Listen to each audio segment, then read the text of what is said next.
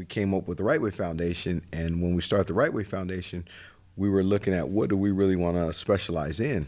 Okay. And foster care popped up right away because I'm an orphan myself. And then we looked at the numbers, and that's when we made it specifically for foster care youth. Right. So we started off as an employment agency for foster care youth, but we recognized that mental health was more of an issue. Oh, yes.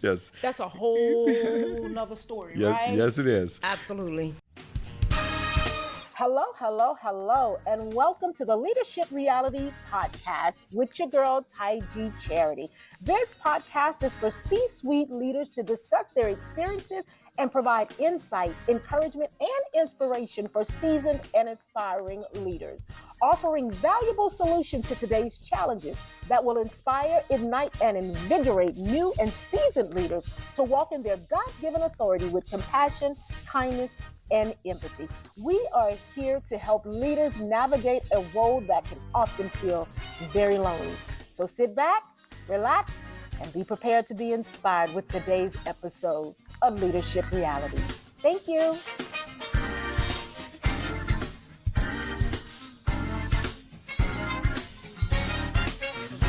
I'm super excited today because I have my friend, the one and only Franco Vega, the CEO and founder of the RightWay Foundation and his own podcast too, y'all. So he's on a different side of the seat today. But anyway, Franco, thank you. Thank you. Thank you for having me. Absolutely. I'm super excited that you are here with us at the Kids Production Studio with Purpose. Guys, I want to just jump right in because Franco a busy man. I had to, make some calls. I had to call his people and just to get him here. So, Franco, tell me, when did it first start for you? When did you first find yourself in a leadership role? Was it at RightWay Foundation when you started the organization, or when was it for you? Well, first, I want to say thank you. And thank you for this blessing me and blessing our foster youth with this beautiful set. This is awesome. I remember when it was just a dream, and now it's reality. And you're changing the world, so bless you. No, my leadership started, honestly, probably in high school when I was the team captain and the quarterback for my high school football team. It probably started there. And then in the military, I was in the Army, and so I made it up to a team chief, squad leader, and then when I came back, started giving back to the community and working with foster youth since 1995, I moved up in supervisor roles, but I didn't know I was going to be a CEO. That's a whole different lane, isn't Correct. it? Yes, it is. Yes, it is. So tell me about being a CEO. What are some of the significant insights? Or when did you first launch RightWay Foundation? And tell us a little bit about RightWay Foundation and what you do. And then what's that been like in this not new for you anymore, but this role as a CEO of your own organization? Well, I started in 2011, and once again, I've been doing community service since I left the Army in 95. Mm-hmm. And so I worked for several major foundations and then city and government organizations. And it was just that time in 2011 when I said I learned a lot and I saw a lot from other CEOs, and I wanted to do my own thing. I wanted to gamble. And then it was just timing because another one of my colleagues from a collaboration asked me if I would like to start my own employment readiness program. Part of her foundation. Okay. And then she'll contract me out. And I said yes. And we came up with the RightWay Foundation. And when we started the RightWay Foundation, we were looking at what do we really want to specialize in.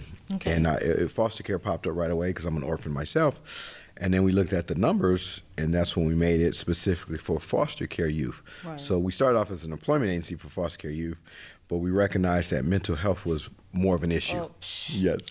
That's a whole nother story, right? Yes, it is. Absolutely. But it's not, when we say mental health, it's not they're crazy or anything like that. No, absolutely it's not. It's just the trauma, and the lack of motivations, and rightfully so. Mm-hmm. Why, when you're told and raised you're not going to be nothing, how can you have motivation?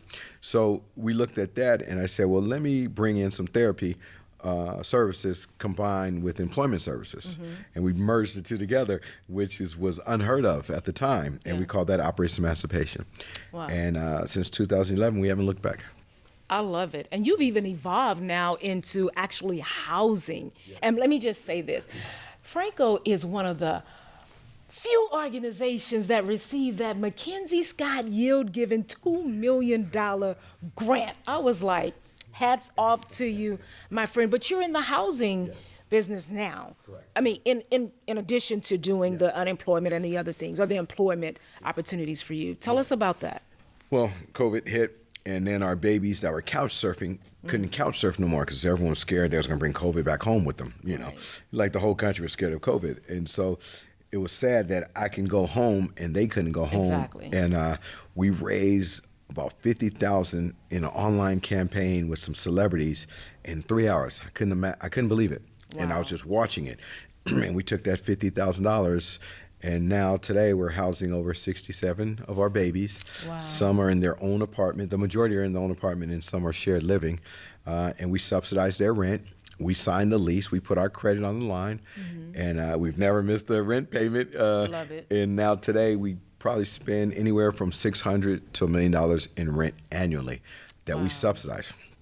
And it's all through private foundations, like the grant we just received. We're very excited about that, and we just can't wait to see what the future holds for us. I love that. I mean, absolutely love that, because one, it is a need. We all know that foster care is a direct pipeline to homelessness, Correct. Incarceration, Yes. trafficking, and Yes. even suicide. Yes. And oftentimes we don't want to talk about it. Correct. But that's the reality for our youth that we serve. So Yes. I am just happy to hear that you were awarded that. Kids in the Spotlight did apply, y'all. But we only made it to the second round because, you know, RightWay Foundation, they got all the way home. I love it. It's But just we coming timing. back. We It's coming back timing. next year. Yeah, coming back we're next gonna see what we can do for next year for you guys. I'm pretty sure once she sees what you guys are doing here, it's gonna be a no-brainer. You know, I'm pretty sure it was just someone got us on our radar. It wasn't the grant. You know, it's all who you know, and we're gonna put this out there. Kids in the Spotlight, this brand new studio. Yeah, everyone's gonna be coming, knocking on. You're gonna be turning away people. That's what we want to do. We want to turn away people. Okay? Yeah. Turn down funding. Turn down some funding. Yeah. But no, Yeah. that's great. Yeah. So I want to talk just about, as a CEO, you branched off into RightWay Foundation, and then you had to build a team. Right. What has that been like? That's probably been the hardest part of this program is building me a team. One, because lived experience, you know, that has to factor in. You know, I want to make sure I hire people that puts our youth first. And sadly, and this is just truthful, they got to put our youth first before they put their own self first. And, you know, and then I come with the military aspect, and there's no excuses. I believe in hard work. I'm an old school soul. Well, I'm old school anyway. And so, you know, it was hard with this generation and this workforce mind frame. And it's not even this generation. Let me back up. Because we have 50 and 60-year-olds that operate like this generation. You know, I don't understand people. They adopted this model real quickly, right? Real quick, you know, and it's just like, you know, I don't understand people who think that they can eat without going to work. You know, I come from the old school, and I know it's in the Bible. If you don't work, you shouldn't eat. Thou shalt not eat. And so that's been the toughest challenge, but I come with it with such a positive attitude because we have 340 million people in the country. All I need is 25 people to follow my model. And that's how I look at it. If I can't convince 25 people to follow my motto, there's something wrong with me as a leader. So I'm probably 95% there with my staff. My staff today, I can sleep now, right now. Good. How many do you have on staff? 18. Wow. 18 full-timers. That's pretty good. 18 full-timers with benefits and all the bells and whistles. And we need a couple of more, and then I'll be set to go to the next level. So you hear that RightWay Foundation is hiring, right? Therapists. Yes. Okay. Need some therapists. So now, when you started out, how many people did you start with? Like, how did that process look for you? Ooh, that's a great question. And it's going to be a scary answer to some of your viewers. I did it all myself. I had to prove my model first. And we rolled out several pilots over the year with some contracts. And we're rolling out a new pilot right now. And it's funny because my COO is doing it herself. That's our model. We got to prove our model first before we open up to the team for one main reason. So staff can never say, well, you don't know what I'm going through. Yes, there you go. See, hold on, I'm going to drink to that right there. Yeah, it's so... Yes, when you've operated in all those lanes. Correct. And now you're splitting those lanes up. Now all you have is this part of Correct. the equation. Correct. You have this part of the equation. Yeah. But you as the founder, as the leader, you've dealt with the whole aspects, equation. from the finances to the marketing to the case management. The only thing I can honestly say I didn't do was the therapy, but sadly, honestly, I did do therapy. I did Because give you therapy. when you show up for your youth, that's a form Yes. of therapy. And Yes. you've been known to have Christmas with your youth. Yes, and correct. Thanksgiving and all Correct. of these wonderful holidays. That's a form of therapy in a sense. You're right. Some love therapy. Love love Ain't therapy. nothing like love therapy. Yeah. And so, we just, then that's the way we operated. And so, then I got my COO, who's been with me since about 2014, and she really was there taking this to the next level. And I can say it was a solid 3 or 4 of us. And then what's really unique, my board has been there almost the whole time. Oh, that's Once great. we first established our rail board. So when you start a nonprofit, you have your rubber stamp friends, you board. got the friends. Your friend, your wife, and then Right? you get to a certain level and you're like, okay, playtime's over, let's go grab a Right. real board. Yes. And so we have a real board, and I think they've been with me for a minimum of 7 years. Wow. How many board members do you have? 8, and we're about to onboard our 9th one. Okay. Yeah. All right. And so we want to get to probably 11. But and that's been very key. My board, I'm probably one of the only few executive directors. I really love my board. I love my that's board good. members. I have a great Yes. relationship, good and bad. My finance committee or my treasurer, she's on me right now, rightfully so. And, I need that. I don't need people to let me do whatever I want to do. Right. I need to be Because structured. they're a governing board. Yes, they are. They're supposed to know what's going on. Correct. And hold you accountable. Yes, and they do hold me accountable. Good. And so Good. What are some of the benefits of being a CEO? What do you find is the most rewarding part of the job? Okay, rewarding. I would use that word. Benefits, I don't know. It ain't benefits of being a CEO because you take all the shots. You take 'em all. You take them all. If the foundation's something went wrong, a kid's mad, yeah. it's your fault. Absolutely. But the reward is, creating something and seeing it come to fruition. And this is my dream and my baby, and now I can see people regurgitating or spewing out my words and my philosophy, and that's beautiful.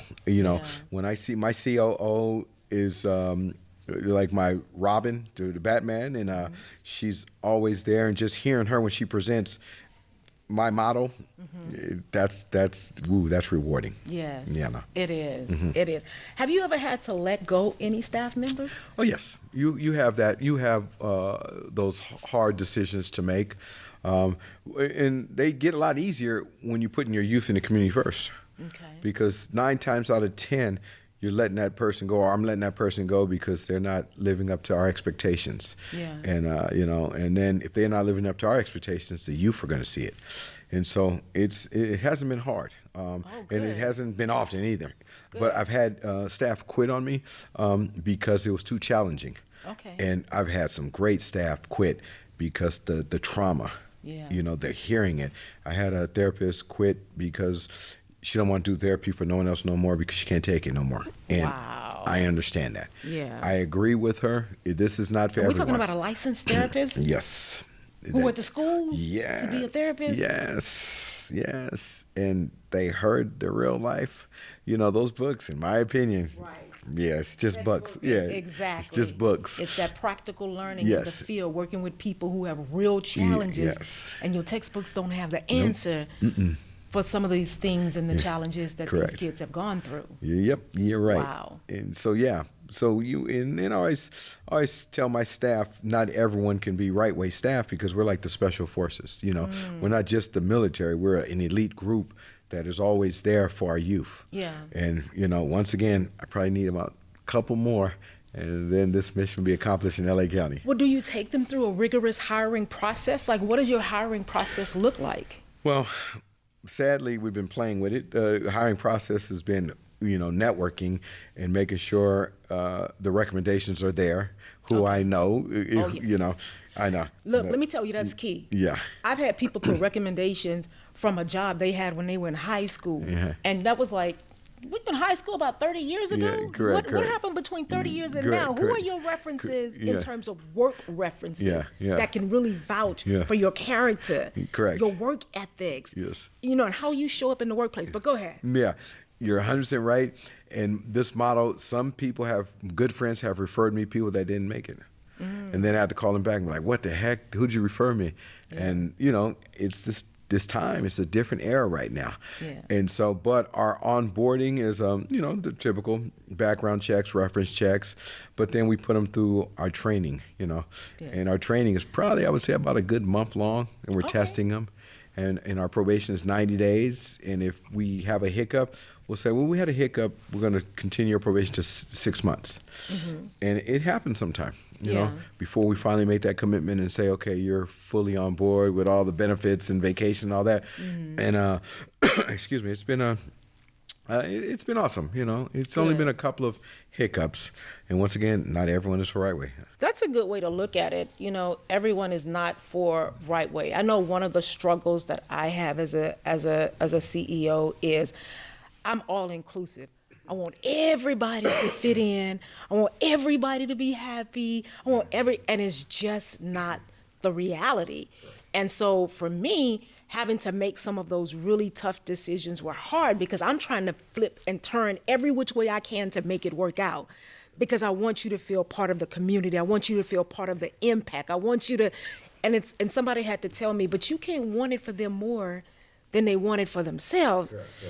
I'm like, they just don't know they want it yet. Like, I'm not trying to pull it out. But it's a challenge that was one of the biggest lessons for me when I started to grow a team and you're bringing on different personalities. And for us, we are impact driven, impact focused, mission focused. And it is all about the youth we serve. But people come in because, hey, I need a job. I heard y'all work with celebrities. I might get to meet some celebrities. I might get to, and I'm like, wait, you're not here for that. You here for the investment and the advancement of the youth we serve, like really being mission focused. So let me ask you, in terms of from the foundation of RightWay, how long did it take you to really get your bearing in as you started to build and launch? Just because there are people out there that have a purpose and feel like I want to serve and I'm thinking about doing it, but they don't really know how to navigate. Right. Yeah, and this is honest. This is probably going to upset a couple of people or scare them away. I would say about 5 years. 5 years. The data shows nonprofits fail. Over 50% fail within the first 2 to 5 years. So once you get out that 5 year and you really know what you're doing, because remember, you got probably 3 customers. The youth, the community is one. The funders is the second one, and then your board is the third. So you got to satisfy all 3, and you got to juggle all 3. Yeah. And, it depends on what order you put them in. I put my youth first, and then I put my funders second, then my board last. And so when I learned that it took me to about 5 years to master all that. Wow. Yeah. And then it's always feeling like it's a brand new day also, too. That's true. That is it always feels like, damn, just starting off That's again. True. And I don't know about you, but I know even for grant writing, at the time in 2009 when we launched Kids in the Spotlight, we were having foundations say, oh, you need to be around for 5 more years. We need to make sure you can sustain. Like, I don't know if that's your experience. So you really feel like, for me, you're putting in the work, but you're also footing the bill. Correct. For it as well. Was that Yep. your experience? I had to work for free and prove my concept. Yep. And it's sad, and this is another truthful thing. It's kind of racist too, because we're people of color, and we always got to work harder and prove ourselves. Okay, you're about to open up a whole other can of worms here. But that's one of the realities, right, for Black-led organizations or Black and Brown-led organizations. And then there's been study to prove Correct. that. Yes. And this is in social services. This is a woman-driven field. Every time I go to conferences, 90% women. And so now I'm a man coming in with old school values, right? And that's kind of rocking the boat. And so, I had to, knock on a lot of doors and had to just smile a lot, and just take it on the chin. you know, because sometimes we're not in a position where we can come back and fight, because then they can cut us off. Yeah. And then you're losing that funding, because remember, the mission is about the youth. Absolutely. You know, so sometimes I might have to take a tongue slashing because I need it for the youth. Right. And I try to convince that to my youth all the time. Right. You know, sometimes we just gotta smile, and we don't like some things we hear, and we know some things aren't right, but I gotta win the war. No, that's so true. And it's interesting because I had a funder to tell me that we actually fund people. So we want to know who's behind the organization. And that was one of the misconceptions I had when I started Kids. Because I'm thinking, you're going to fund the mission. Yeah. We're talking about the kids that Correct. are and they're all of our responsibility. Yeah, Foster correct. care is a societal responsibility. Correct. And speaking of, this interview is happening in May during Foster Care Awareness Month. So I want to put that out there.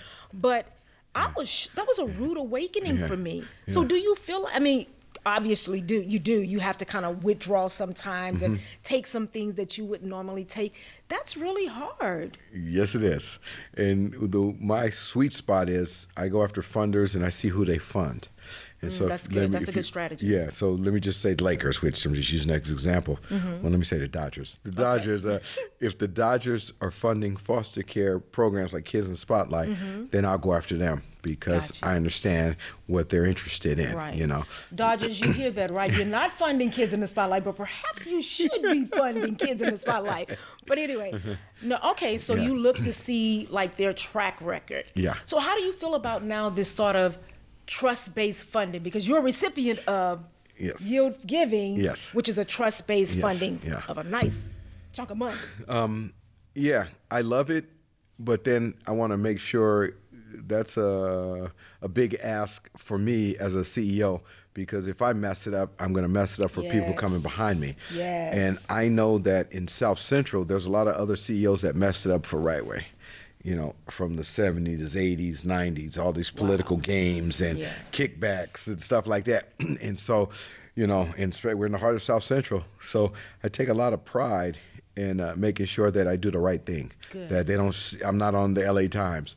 My accounting, you know, we have 3 accountants in different orgs, you know. So I got one watching the other, because I know everyone's watching. Good. You know, I know everyone doesn't want to see us succeed, because it's another agenda they have for our beautiful black and brown babies, but we're fighting that. Good. And they're not going to win. Good for you. Yeah.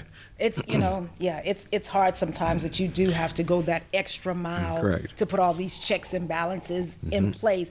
And I'm all for the accountability piece. We have people. We got to the point where we just start saying, seeing is believing. Come, just what do you need to see? Correct. Because me telling you is not always enough. No. So just come see. Correct. And so, yes, well, I'm grateful because I know Kids in the Spotlight had the opportunity. We partnered with you for a couple of years, worked with some of your youth, produced some amazing content with your youth, and just super excited about that. Do you do any type of trauma-informed training for your staff? Yeah, we've created our own in-house curriculum. It's more culturally competent, healing-centered than trauma-informed. And the culturally competent is the main one that leads the way. We are firm believers that if you can't reach the kid, you can't teach him. We're firm believers that sometimes you have to look like the youth that you're serving or have a similar story. And then a lot of the times you got to give them some medicine that it's not going to taste very well. You know, we use this example. I always tell my youth that I'm like Robitussin or NyQuil. It tastes nasty, but it's good for you in the long run. And so that's what our trauma-informed is. We hold our youth accountable. You know, some people believe that trauma-informed and accountability don't mix together.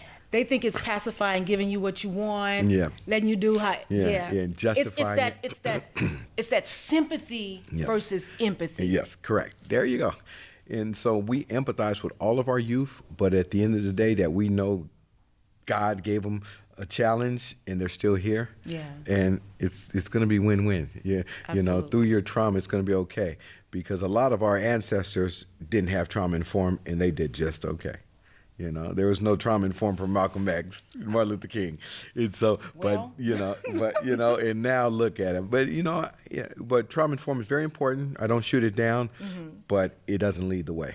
Yeah. You know, it doesn't So lead the way. really, you're saying that making sure that our youth are educated and they know they come from royalty Yep. is the foundation Correct. of that healing. Correct. Making sure you know who you are Yes. and whose you are Correct. in order to be successful and really do it. Okay. And we have advocacy training, and through our advocacy training, we have about 11 youth going through it, and a new case management training program. But through our advocacy training program, we got facilitators that are just going back to Africa and teaching them the roots and the rituals and the rites of passage. And every time our youth, young adults, comes out and says this is the best workshop they've ever attended, and none of it's trauma informed. None of it. You know, we go back to Native Americans in the sage, in lighting things, and it's just overwhelming. And they connect with that. They connect. Wow. You know, because this is an evil system we live in, and once they see how evil it is and where it comes from, and then where they come from, they're like, okay, I come from that. I don't come from this. Yeah. You know. Interesting. I have great facilitators. Wow. Yeah, I think I have the best in the country. You know, and you know some of them. Dr. Charity Cole is an awesome facilitator. Yeah, that's a bad girl. We're going to be interviewing her soon. She's on the books. I love it. My other guy, Fidel Rodriguez, Lamika and Daniel Castillo. Okay. It's just some motivators, and they lived experience. Right. And then they do have trauma informed, but they're like, no, crying is over. Yeah. You know, we got to go. That's what I call using your pain for purpose. Yeah. And we call pain to power. Take your pain and turn it into power. I love that. I use my abuse and childhood trauma, and I turn it into this. Yeah. You know? Wow. Yeah. That's so inspiring. And just to know that foster youth are getting people with lived experience to invest. This is what it looks like on the other side. Correct. It didn't take me out. Yeah, no. So it's not designed to take you out either. Yeah. It's designed to motivate you so that you can go back and help the next and help the next. Yeah. I absolutely love that. Who are some of the leaders you follow? Like, what do you follow any trends in leadership, or you just kind of, pave your own way? How does that look for you? Yeah, it's kind of a mixture. My mentor, Ron Johnson, who's no longer with us, I follow his lead. He had a rites of passage curriculum that I use to this day. And then I use my military training, being in the Army. And then I tweak it because, me as a man of color, being a CEO, our rules are different. So I know I can't do things that other folks can do. Like what? Yeah, I can't really speak my mind because it could be it could be a death sentence. It could be that what they call it, a cancer culture or whatever. Yeah. I can't. So I can't. I know I can't speak freely. Yeah. Okay. And so. But back to leadership style, open door policy. I listen to my staff and hear them out if they have issues. But at the end of the day, they know they're here for a mission. Yeah. And whatever problems they have, they got to ultimately put it to the side because our youth comes first. Absolutely. And then here go another one real quick, leadership style. It's sad because when I was in the Army, 18 to 21, we always had to be on alert to protect the country. 6 hours ready for deployment. So we had to sober up if we was out drinking in 6 hours. And then when I come home, they tell me as a CEO, as a nonprofit, you can't always be there for your youth. And that really hurts me. And I hear it all the time. Yeah. And I might get people, the self-care and all that. I'm like, I put my youth first and our community first. That self-care now is like the new trend. That's the new buzzword for everything. Yeah. And it's hard for me to really... I'm gonna leave that alone because that requires a lot of unpacking. Because what I see, especially in an employment environment, it creates this. Now everything is motivated by selfishness, and I know self-care does not mean selfishness. Correct. But we go. It's sometimes we feel like we go to the extreme on things when you're really just trying to say we need to have balance and try to figure out that balance. But I know I've had staff, it's just self-care. And everything was, it offends it. And I'm like, well, what, we tiptoeing around, what are we doing? Like, we are here because we have youth that have been trauma informed. Like, I don't need you to need the same services that our youth need. Like, I need you to be the person that's helping get them to the other side. Correct. But now we got to take time and resources to, shape Yes, the yes. mission now to satisfy staff. That's the hard part for Yeah, me. it And is. let me just say, that was the hard. I do Yeah. have a great team. Yeah. I am not. Yeah. Team, I got a great team. Yes. I'm grateful Yeah. for my team, but we've had some learning curves. I've had some learning curves and some challenges as, building the team. We're in our 15th year now. Yeah. And yeah, we had to go through some things. Yeah, we get in trouble when we talk about self-care. Oh, look, but self-care I know, to me, it means time off and get paid. I'm like, come on now. No, we give you vacation time. Sometimes you don't have to take the work home with you, but sometimes you do. And I like to celebrate my staff. Yes, good. We will do go relax, happy hour, special events, probably once a month. Good. Yeah, and that's where the self-care in my eyes come through. Okay. Me taking them out to a nice dinner and stuff like that. Now, do you require your staff to come into the office every day? Every day, and then work remotely on Thursdays. They can work from home, just be available if we need to. But that's a new trend. Yeah. A lot of people, and I understand America. 5 days a week, that's a lot. Yes. I would love to be 3 days a week. I would love to, but you yes. get your work done. You got to produce, you got to produce. As long as you get the work done, you know. No, I hear you. Correct. I hear you. So you talked about your favorite leader who's now gone on. Yes. Ron, what was his Ron name? Johnson. Ron Johnson. Yes. And who was he? Because that's not a name I'm familiar with. Yeah, he created Rites of Passage. We had a division under DCFS in 1995-96. This one, we had 64,000 kids in the foster care system in LA County. 64. And so sadly he passed away a massive heart attack in his sleep when he was giving a lecture in, I believe, Nashville. Are you serious? Yep. And his training and his motto is known worldwide, from here to England, Rites of Passage. And he's a great guy. He spoke how it is. He was able to reach the youth. And I'll share you a link on C-SPAN. It's a 1 hour video of him talking about fatherhood. And I make all of my staff watch it, and then all of our youth watch it. And it was in 1996. And they're like, wow. They're like, where's this guy? And I'm like, he's no longer here with us. Wow. So that's a guy who I still look up to. And besides the great leaders, I'm a big Malcolm X fan. Okay. I'm a big Malcolm X fan because I believe that his story, going from the streets, his abuse and trauma, his foster care, they destroyed his mom, and then he went into prison, and then he came out, got educated the hard way, and then turned his life around. And so I believe I see that in a lot of the young males we serve, and myself, because I was a knucklehead as a kid.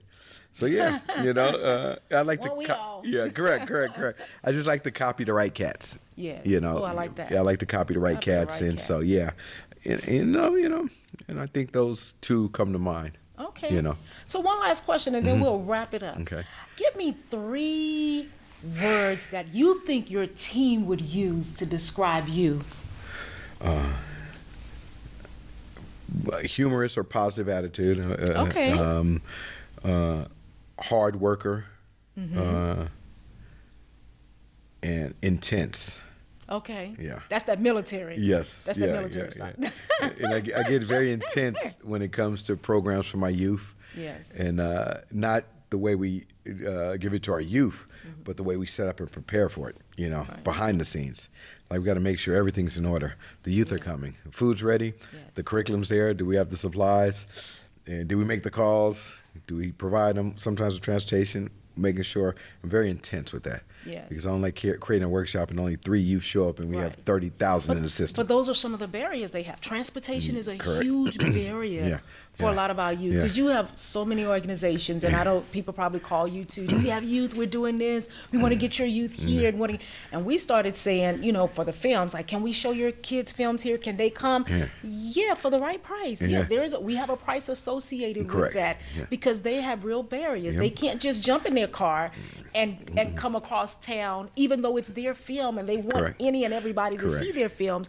But if you need them there to represent your film, then we need to be able to compensate them. Correct. Let's treat them like young professionals. Let's treat them like, some of the the elite people you look at that you would hire to come and be keynote speakers or to sit on your panels. Let's start with them. Let's show them their value. They'll give them an SUV, Uber, Lyft, nice one. Give them a check. Yeah, correct. And let them pay for their own Uber or Lyft with some change left over. Correct. And it's been, that's one of the things that's been a little difficult because we've had people say, oh, we don't have it in the budget. No problem.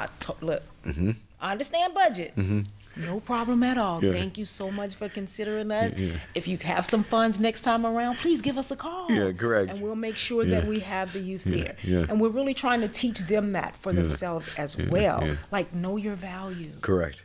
And you're 100% right. And just real quick, we're about to fund driver's license training because we know we live in a city where you have to have transportation. We're not the East Coast, Chicago. Right. Where you got subway, you can hop on in a hot second and go. So we are going to discontinue our Uber rides and say, look, we're investing in driver's license training for you guys. Good. Playtime's over. And we do the no interest car free loans. So we're gonna have to. We're knocking down that barrier. So y'all thinking outside the box. Correct. I love it. So that's that radical movement. I like radical movement, but they deserve radical movement. Correct. Because Lord knows the system has done enough to keep them oppressed, in my humble opinion. But anyway, Franco, thank you so much. Thank you. I appreciate this was awesome. all that you do, all that you are doing. I love every time we get a chance to chat it up. Franco and I are in a leadership program together, and we get to chat it up once a month and really let our hair down and talk about, some of our challenges, which sort of inspired this sort of platform, because as leaders, we really do face some things that we can't always talk to our team about. You can't always talk to, your family. Every time you go home, they're not trying to hear all the drama that you have to deal with at work. So we created a safe space to just talk to one another and hold one another accountable. So I am grateful. Well, thank you for the opportunity. And this is beautiful here. Congratulations. Congratulations. Yes. We appreciate you. Well, that is it for today. Another episode of Leadership Realities with your girl, Tige Charity. Thank you so much for tuning in. And y'all know the 3 magic words: like, subscribe, and share. That's what y'all say on YouTube, right? I'm new to this thing. But please, if anything in this podcast today resonated with you in any way, or somebody please share it. We are so grateful. We want to get the word out that leadership is something that we all have a certain level of leadership qualities. And sometimes we just need to hear from other leaders to tap into what does that leadership style look like within ourselves. So thank you for tuning in. Have a great day, and we'll see you next time. Bye. All right, ladies and gentlemen, that is our show for today. I hope you were inspired and you gained some valuable nuggets that will help you to become a better leader and to walk in your God-given authority. Bye, until next time.